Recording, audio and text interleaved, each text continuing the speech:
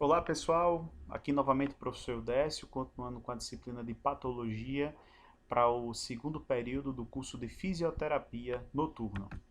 Bom, vamos lá. Nossa aula de hoje nós falaremos sobre os métodos de estudos em patologia, a anamnese para se chegar a um diagnóstico, ok? Então o que é que nós vamos estudar hoje? O estudo em patologia, o diagnóstico e os tipos de anamnese, a importância da anamnese, na verdade. Então vamos lá. Bom, eu elenquei aqui alguns dos principais métodos de estudo em patologia. Começando pela citologia. A citologia nada mais é do que o estudo da biologia celular. Nesse cenário, nós temos o estudo das células isoladas ao microscópio. E essas células são obtidas através de uma raspagem, né? Raspagem de pele, raspagem mais profunda, dependendo da área da lesão, lavados ou punção se caso exista um edema. Aí as células no seu processamento são fixadas em álcool e vão para a etapa de coloração, que é com a coloração típica para tecidos e para células, que é HE, hematoxilina e eosina, tá? Vai corar a célula em roxo e rosa, basicamente. O objetivo desse estudo, né, da patologia citológica é detectar lesões citológicas pré-malignas, ou seja, aquelas lesões pré-cancerígenas. E aí, os citológicos mais comuns que são solicitados são o cérvico-vaginal, tireoide, mama, escarro e outros líquidos. Então, essa pesquisa se dá para identificar as potenciais células precursoras de câncer. E aí sim, o estudo em citologia, para a prática da patologia, é extremamente importante. Além disso, nós temos a biópsia. A biópsia é um estudo a nível macroscópico, a nível microscópico, mas retirado de uma lesão, seja uma lesão pequena ou uma lesão extensa, macroscópica. Então, o procedimento é basicamente, nós temos dois procedimentos, que é a biópsia excisional e a biópsia incisional. Prestem bastante atenção nisso. A biópsia excisional é quando se faz a retirada de toda a lesão. Então, por exemplo, se a gente tem uma lesão no pé, por exemplo, e aí essa lesão comprometeu grande parte do pé, né? E é necessário a retirada desse membro, caso necessário, para levar sim o tipo de exame patológico adequado, né? Então, uma retirada da lesão como um todo. Então, a biópsia é excisional. E a incisional ela é mais in loco, ou seja, ela é retirada apenas de uma parte daquela lesão para levar para um diagnóstico patológico. E conforme o procedimento, esse material é conservado em formol a 10%, que é um fixador universal, e depois processado em laboratório patológico, né? Laboratório de histologia, específico para patologia clínica. E esse processo todo de diagnóstico pode durar cerca de 24 a 48 horas. E o objetivo é que é um exame que permite muitos diagnósticos na prática médica e orienta diferentes tratamentos, né? Então, por exemplo, se for uma biópsia incisional, onde existem células potencialmente cancerígenas e invasoras in situ, né? Então, assim a gente faz um procedimento de quimioterapia, radioterapia, assim por diante. E aí o profissional de fisioterapia ele tem que estar acompanhando esse paciente para ajudar na recuperação dele, justamente pela baixa imunidade que vai gerar essa série de fármacos que são utilizados e medicamentos quimioterápicos, né, que são utilizados no paciente. Já o método de estudo da patologia, que é a necrópsia, ela é feita pós-morte. Então, então ela consiste em observações organizadas e segue uma determinada hierarquia, né? E é realizada no cadáver com o objetivo de determinar o que provocou a causa da morte. Existem necrópsias clínicas, feitas por patologistas clínicos, existem necrópsias feitas por legistas, existem necrópsias feitas por médicos e odontologistas também, e para ser um tipo de legista é necessário fazer um concurso público para ser um perito legista, né? Um perito que vai ser responsável por fazer e permitir que muitos diagnósticos na prática legista orientem e definem a causa da morte de algumas pessoas, né? Além de que fornece informações importantes para a perícia forense e criminal. Né? Além de determinar a causa da morte, pode também determinar o criminoso, né? De acordo com as características encontradas no corpo e o tempo de morte também. Aí entramos em outra etapa bastante interessante, que é o diagnóstico. O diagnóstico, ele significa discernimento. Ou seja, se a gente pegar a palavra dia do diagnóstico, ela significa através de ou em meio de. E gnosis, conhecimento. Então, nada mais é que a busca pelo conhecimento. É o discernimento que busca pelo conhecimento. Ok?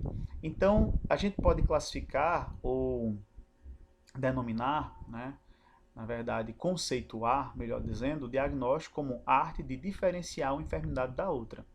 E assim a gente tem uma série de comparações entre o que o fisioterapeuta colhe da observação e o que ele sabe da patologia.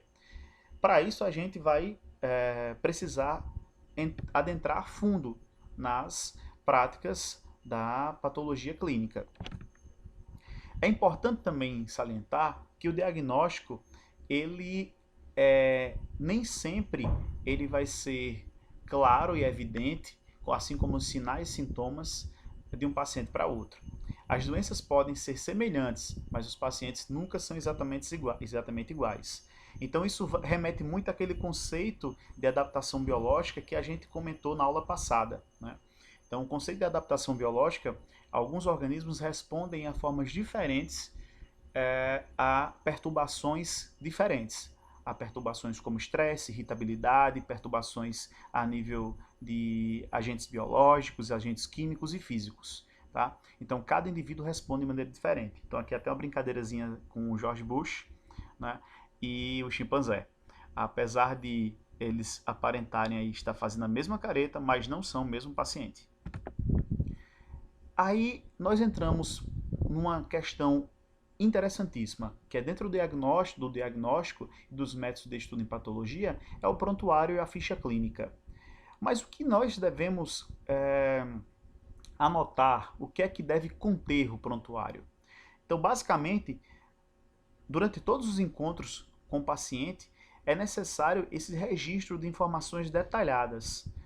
É necessário porque é um documento básico que comprova que as atividades de assistência, pesquisa, ensino e controle administrativo e acompanhamento jurídico até mesmo do profissional de saúde. Ou seja, além de ser uma segurança jurídica de que o profissional da saúde está fazendo o seu papel, além disso, também pode servir para pesquisa futuras, né, já que os dados vão estar lá, né, assim o paciente concorde.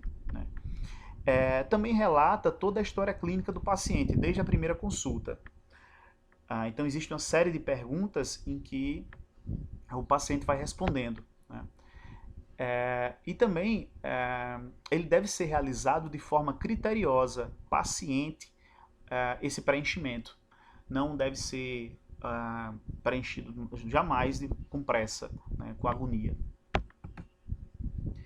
Então, no exame clínico, o exame clínico, uma fase subjetiva é chamada de anamnese. A anamnese nada mais é que um interrogatório.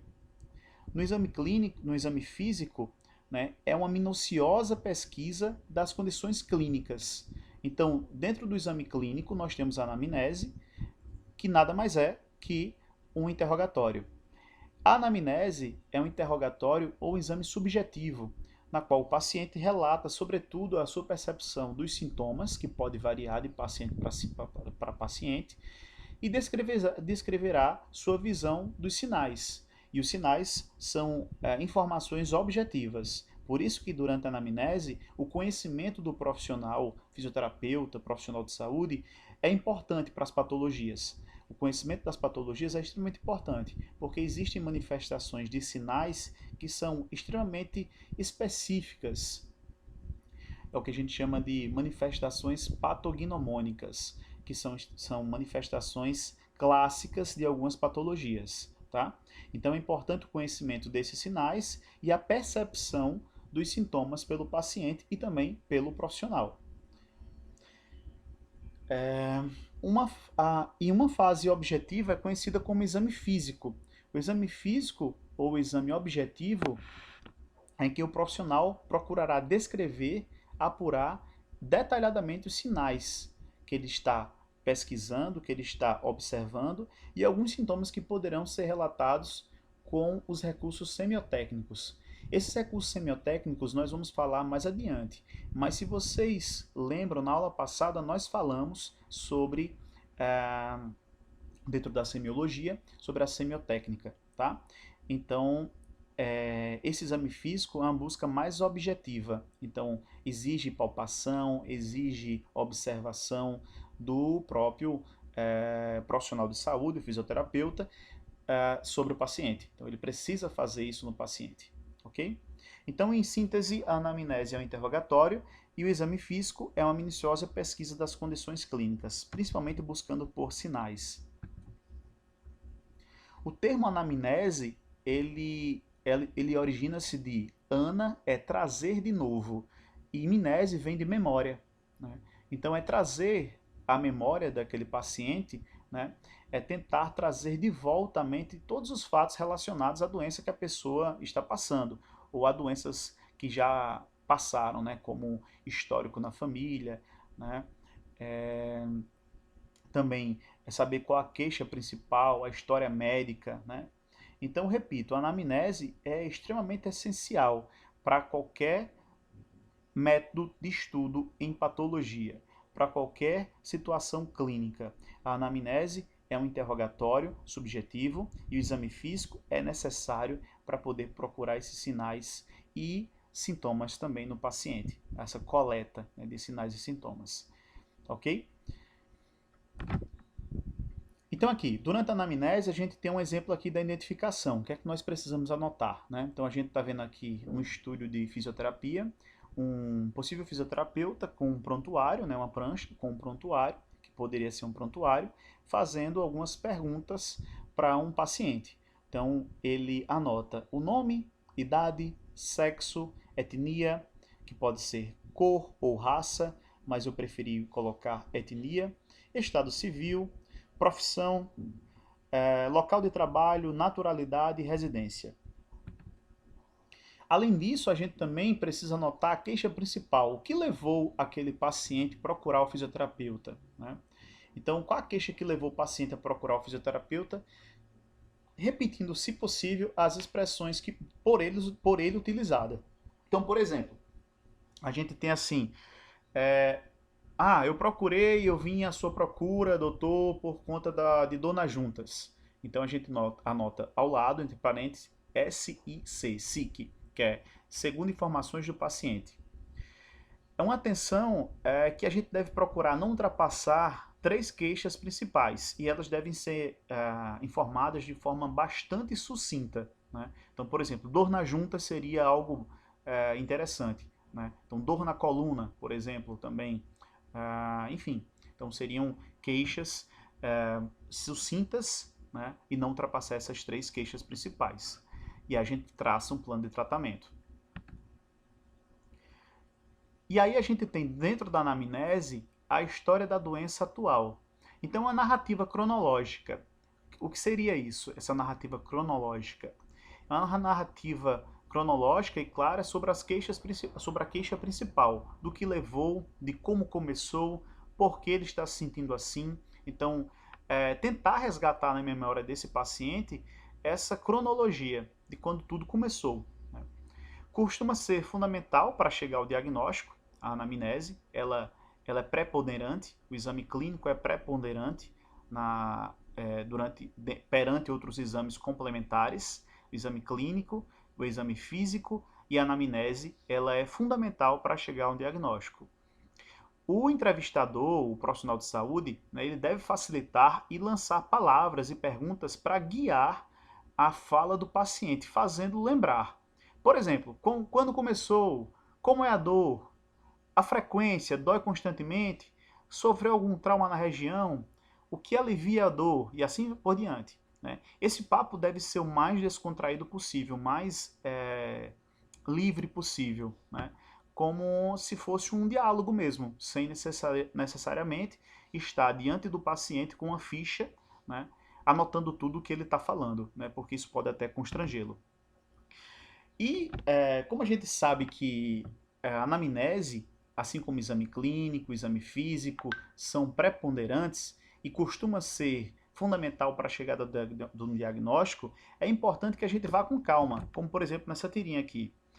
Então o sujeito chega e fala: Ô doutora, eu caí e acho que quebrei o braço. Aí a doutora vai falar: Ah, anota no prontuário ali, né? Tem histórico de câncer na família? Então veja como as coisas já desandam, né? Então a gente não busca algo dessa forma, né? Então a gente tem que buscar, na verdade, lançar um máximo de perguntas possíveis para poder se chegar a um diagnóstico real e um diagnóstico diferencial. Então, assim, não se dá para chegar a um diagnóstico com poucas perguntas ou por base no achismo, né? Então, a história médica pregressa do paciente durante a anamnese é extremamente importante. As perguntas de interesse ao fisioterapeuta, por exemplo, as perguntas de interesse ao fisioterapeuta e importantes para o diagnóstico e futuros tratamentos, né? Então, o fisioterapeuta ele tem essa necessidade de fazer essas perguntas pregressas durante a história médica do paciente e fazer essas anotações. E algumas podem causar um certo constrangimento ou desconforto, mas elas realmente são necessárias. Como, por exemplo, se o paciente é etilista, alcoólatra ou faz uso de drogas ilícitas, né, por exemplo, né? Então, é preciso ter cuidado nas perguntas e na forma como elas são feitas, mas elas são essenciais. Então é importante que o fisioterapeuta, o profissional de saúde, ele precise ter cautela na hora de fazer essas perguntas, mas também, né, não ficar com, digamos assim, com receio de fazer as perguntas. Essas perguntas devem ser feitas.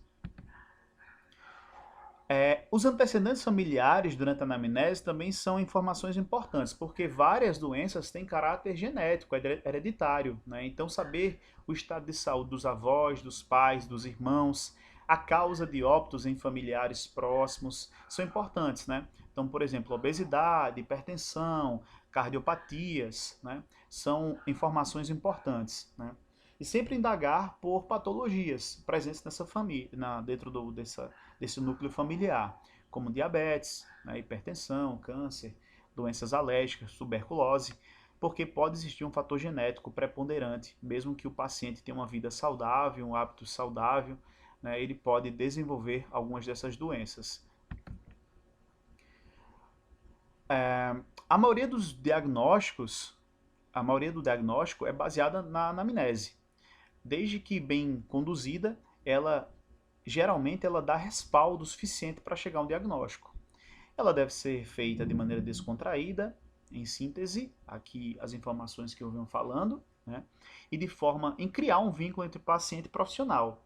Deve ser realizada em um ambiente tranquilo, de forma de diálogo, com voz baixa, e o profissional deve conduzir isso, portanto, apenas com a ficha e caneta uma ficha, né, caneta na mão, né, tentando tornar o ambiente mais descontraído possível.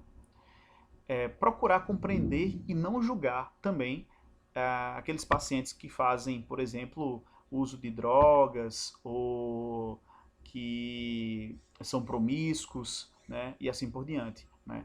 Então a gente não deve fazer expressões, por exemplo, durante a anamnese de desaprovação, né? E isso é muito difícil porque muitas pessoas são muito expressivas, né? Então, um simples abaixado de canto de boca já pode significar muita coisa para o paciente, bloqueá-lo para falar alguma informação. Então, a sua fisionomia deve se manter, tentar pelo menos se manter estática, né? Digamos assim, mas tentar ao máximo, né, tornar esse ambiente mais agradável. Então, não interpretar os sintomas de forma prematura, como foi o caso da tirinha, né, que a gente acabou de ver, da história em quadrinho, do HQ, que é simplesmente você já lançar, né, uma doença, simplesmente por achar, por achismo, né, por uma pergunta por um paciente que lhe procurou buscando informação e você já deu o diagnóstico, né? Então, isso foi uma forma bastante prematura. E o mais importante, o entrevistador, o pesquisador da área de saúde, ele deve ter calma e não ter pressa. Então, olha só, essa outra tirinha aqui, a gente tem duas situações. Um possível profissional de saúde, é um médico, aí faz uma pergunta: o senhor tem alguma doença? Aí o senhorzinho responde: tenho não, doutor. Já com um receio, né? Um medo. Mas olha a situação já de uma maneira diferente. E o senhor toma algum remédio com frequência? Ali só os da pressão e diabetes. Então a gente já começa a entender que esse paciente já se enquadra em um tipo de categoria de paciente, né, dentro de um quadro de paciente de risco, já que ele é hipertenso e diabético, né? Então a gente tem a divisão dos exames clínicos. Então a gente falou da anamnese, agora vamos para os exames clínicos. Os exames clínicos devem ser feitos buscando inspeção, palpação, auscultação e olfação. Olfação seria um dos menos utilizados, mas vocês vão entender a utilidade dele já já. A inspeção é a inspeção manual mesmo no paciente, palpação também, né? Inspeção visual e palpação é justamente a inspeção por toque.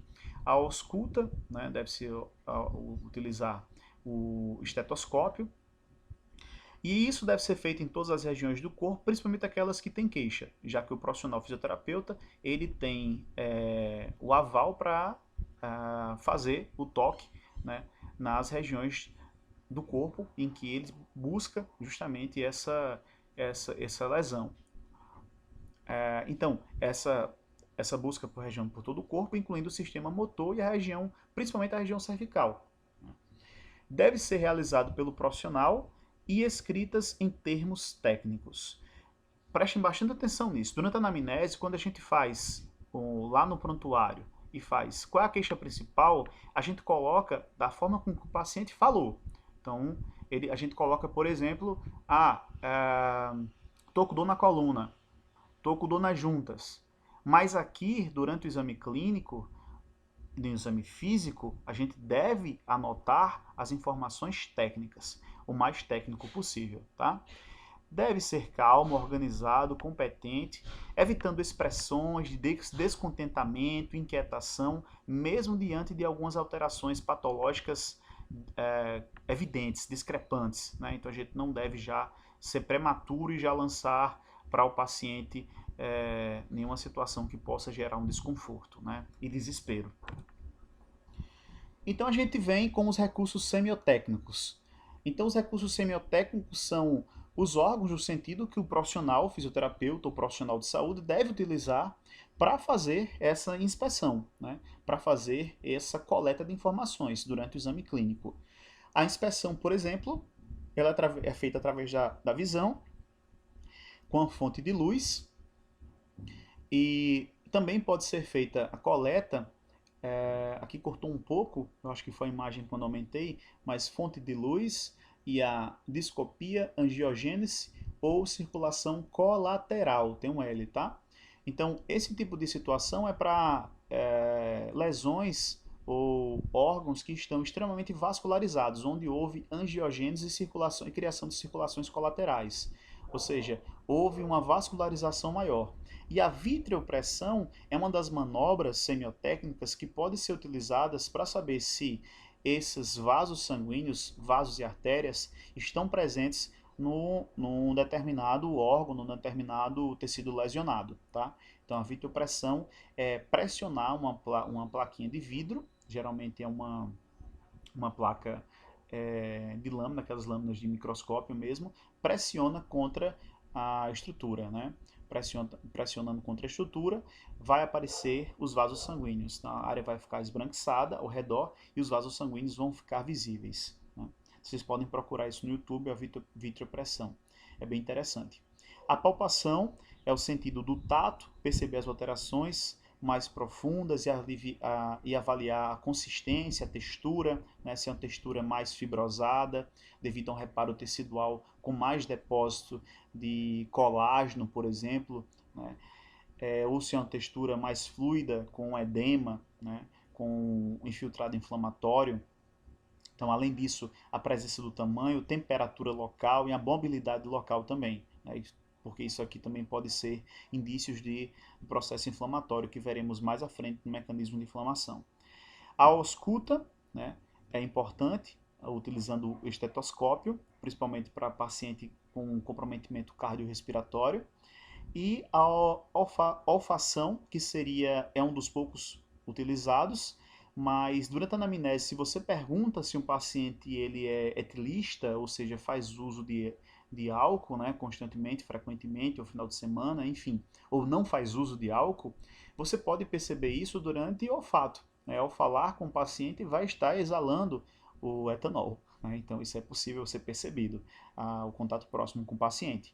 Além disso, também a nicotina exalada pelos poros. Né? Então, é importante o olfato estar presente dentro dos recursos semiotécnicos durante o exame clínico. Então, para finalizar, eu gostaria de levantar a importância realmente dos estudos clínicos e a pesquisa em patologia. Né? Então, a capacidade de procurar e perceber e distinguir, saber o que é normal para saber o que é anormal. Então, é extremamente importante que vocês, como profissionais de saúde, fisioterapeutas, entendam qual é a necessidade de compreender o que é uma estrutura de funcionamento do corpo normal, o que é uma homeostase, para o que está em desequilíbrio, para o que está em alguma resposta, alguma perturbação, tá? Alguma anormalidade. Beleza, pessoal? Ficamos por aqui. Esperem até a próxima aula, que já já será postada e será colocada lá no aula online para vocês. Abraço, até mais.